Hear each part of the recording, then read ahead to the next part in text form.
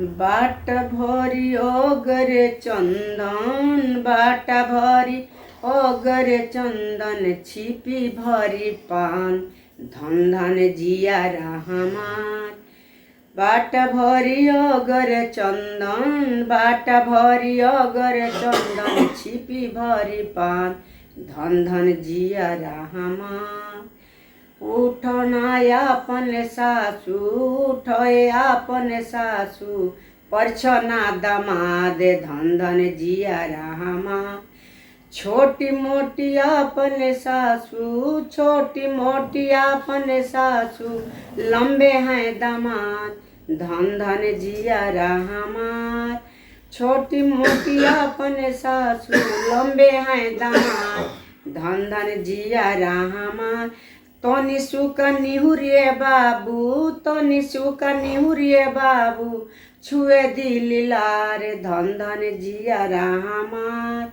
बाट भरी ओगरे चंदन, छिपी भरी पान, धन धन जियारा हमार।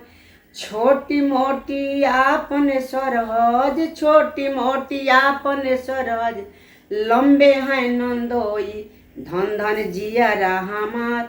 तनी सुका निहुरे बाबू, तनी सुका निहुरे बाबू, छुए दिया अपन लीलार, धन धन जियारा हमार, धन धन जियारा हमार।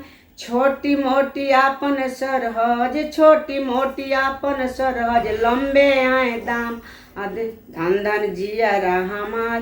तनी सुका निहुरे बबुआ, छुए द लीलार, धन धन जियारा हमार। छोटी मोटी आपन सालिन, छोटी मोटी आपन सालिन, लंबे हैं जीजा, धन धन जियारा हमार। बाट भरी अगर चंदन, छिपी भरी पान, धन धन जियारा हमार, धन धन जियारा हमार। तनी सुका निहुरे जीजा जी, तनी सुका निहुरे जीजा जी, छुए दी अपन लीलार, धन धन जियारा हमार। छोटी मोटी आपन सालिन, छोटी मोटी आपन सालिन, लंबे हैं जीजा, धन धन जियारा हमार। बाट भरी ओगरे चंदन, छिपी भरी ओगरे चंदन, बाट भरी पान, धन धन जियारा हमार। तनी सुका निहुरिए जीजा, छुए दिल लार, धन धन जियारा हमार।